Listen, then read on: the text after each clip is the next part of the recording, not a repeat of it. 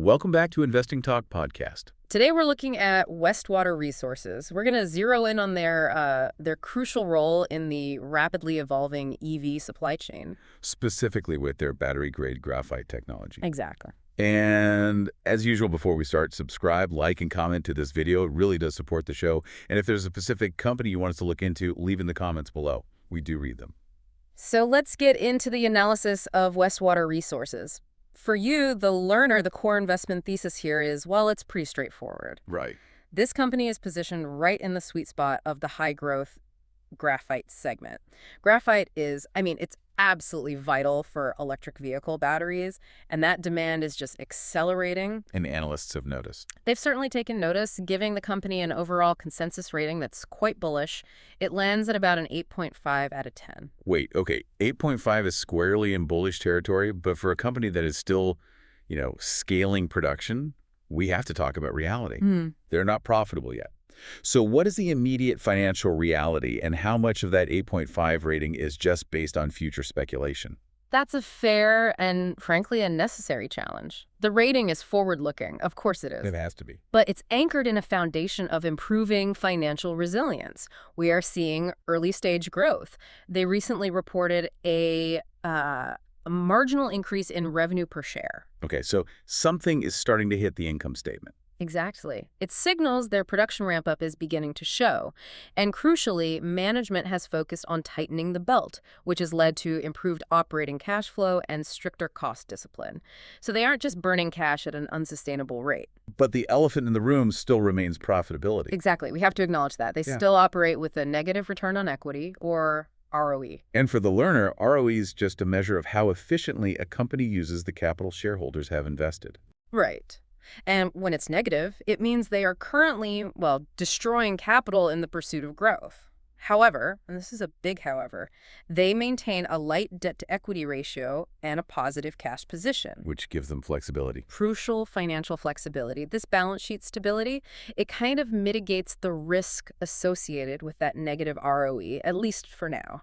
It allows them to fund the production build-out without massive external pressure. So they've shored up the balance sheet, which is critical for survival. But survival only matters if they can transition that stability into genuine future growth. What does that runway look like? Well, the analysts are extremely optimistic about that runway. They've issued strong buy ratings and have raised the 12-month price target significantly. At what range? They're placing it in a range between $1.75 and $2. Wow. So that's a potential upside of up to 44% from current levels. It is. The market is basically betting on successful execution in two key areas. Their technology and securing major contracts. Okay, let's talk about the competition. The sector for battery materials is getting incredibly crowded. Every mining company wants a piece of the EV pie.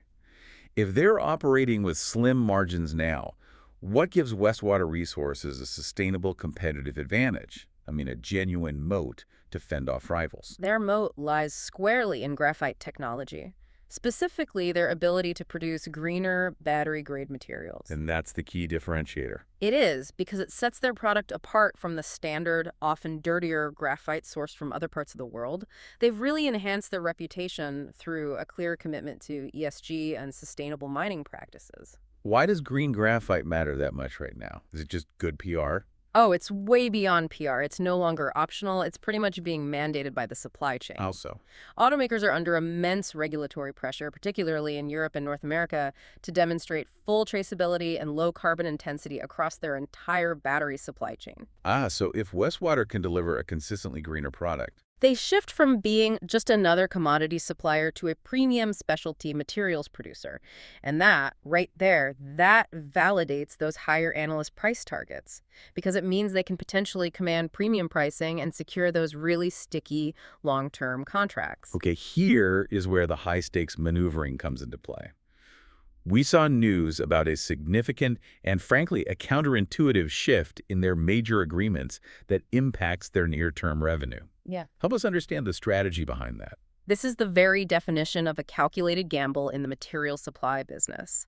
In October, the company reported the termination of a binding offtake agreement for graphite products with FCA US. Okay, we need to pause there for a second. For our learner audience, what exactly is an offtake agreement? Great point. An offtake agreement is essentially a guaranteed contract.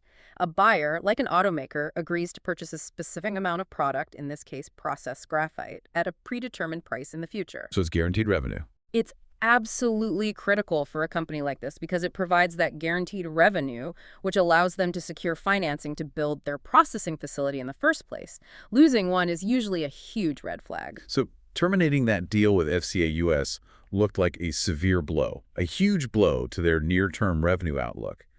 How on earth has the market justified this? The market is treating this termination as a strategic liberation, not a failure. Liberation. Yes. The belief, and this is fueled by ongoing persistent speculation, is that they opted out of a known but smaller deal to clear the slate for a new, potentially much larger offtake agreement with a major automotive OEM, an original equipment manufacturer, or maybe another massive battery manufacturer. That is high risk, high reward. If you terminate a guaranteed deal to chase a rumor, the market reaction should be chaos. So let's look at how the stock price has reacted. What does the technical analysis tell us about actual investor conviction? The market reaction has been volatile. I mean, that's typical for a stock undergoing this kind of fundamental transition. But the overall price action has been net bullish, which shows that investors, for now, believe the gamble is going to pay off. And if you look at the price structure over the last 3 months, that volatility is clear. The stock has traded wildly, moving from lows around 0.45 cents all the way up to highs near $3.75. It's currently sitting around $1.21. Big swings. Huge swings.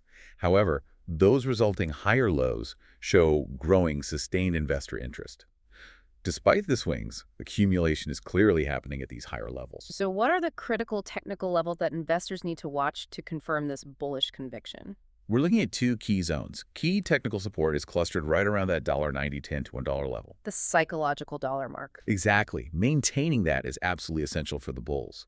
On the upside, breaking resistance at $1.88 to $2 is critical for a further sustained bullish run. Technically, the setup looks very strong because the price is currently trading above both its 50-day and its 200-day moving averages. And for those less familiar with charting, why is that 200-day moving average so important? The 200-day average is considered the proxy for the long-term health and trend of a stock. For this company, the 200-day is way down at 0.81 cents.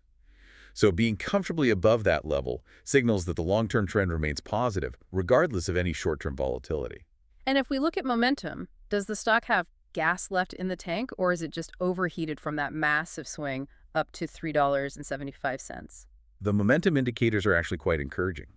If we look at things like the stochastic readings, they are suggesting the stock is currently oversold. Can you quickly define stochastic readings for the learner? Of course. Stochastics basically tell you whether a stock is running hot or cold. It compares the closing price to a range of prices over a set period. An oversold reading, like we see now, suggests that the recent selling pressure might be exhausted. Setting up a potential bounce. Exactly. It's setting up a strong potential for a near-term rebound, provided that fundamental story about the new contract holds up. Right, and momentum so often relies heavily on news flow, especially when a stock is driven by these speculative partnership talks. What are the key fundamental catalysts we should be watching in the next 3 months? Okay, the short-term triggers are tightly focused on 2 confirmed events and 1 major rumor. First, the market is closely anticipating the Q4 2025 earnings release. That's expected in February. In February, we need concrete updates on production metrics and, crucially, forward guidance, especially on how they plan to replace that lost FCA revenue. Second, more immediately, imminent volume increases are tied to the graphite production ramp-up. And of course, the ever-present rumor mill seems to be driving a lot of this trading volume. What's the key unconfirmed chatter right now? The unconfirmed chatter is massive. The big one remains the speculation about a major automaker, an OEM, partnership being finalized soon. If that gets validated, it could instantly re-rate the stock, likely pushing it past that key $2 resistance level overnight. What else? There's also buzz about a proprietary green graphite refinement process, a potential technological breakthrough that could further differentiate their product pipeline and really cement their position in that premium material segment we talked about. And if we pull back and look at the long term, what's the structural runway here? What macro factors are supporting that 8.5 out of 10 thesis? The long-term catalysts are driven by, well, undeniable macro trends. Continued global EV adoption provides a massive structural tailwind for graphite demand for the next decade. There's no substitute. There is simply no substitute for graphite in current battery anodes. This demand is global and persistent. We also see strong potential for industry consolidation. M&A activity. Right. Given their tech focus and their critical domestically located position in the supply chain, the company could easily become a logical target for M&A as the industry scales up and focuses on securing domestic sources. Which brings us back full circle to the risks. We've talked about the excitement, but we have to address what underpins the risk side of that highly speculative 8.5 rating. What are the primary risk factors? We can really split the risks into internal and external pressures. Internally, I assume the biggest concern is just operational execution risk. That's number one. The challenge of successfully scaling up new technology and production under those tight financial margins we discussed. They have to deliver on their processing promises and meet the stringent quality requirements of a major OEM. And if they fail to secure that major contract or if they experience production delays. The stock will suffer a severe re-rating, no question. And externally, how do they protect themselves against market volatility? Externally, the stock is subject to commodities volatility. Swings in the global price of graphite can hit them hard. Though that's somewhat mitigated by their focus on premium materials. It is, somewhat. Yeah. If their green graphite truly is a differentiated, high-value product, they may be less exposed to the swings of the bulk commodity market. The other major external risk is just increased competition. It could pressure pricing if they don't maintain their technical leadership. So, synthesizing everything, the net bullish technicals, the ESG advantage, the high-stakes strategic transformation, and these high-risk, high-reward catalysts, what does this all mean for the learner listening today?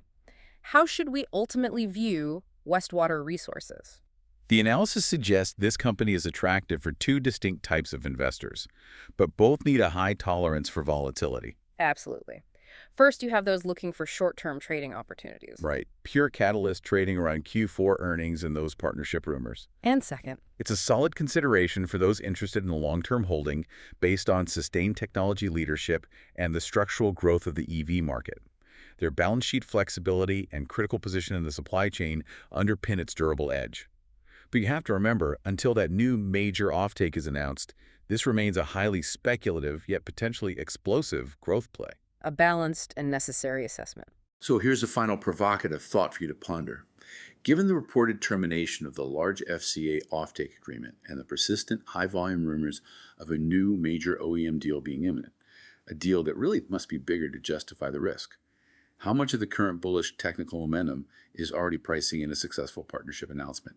If that news lands and it's smaller than expected, what happens to the stock? Something to ponder as you look at their next earnings report.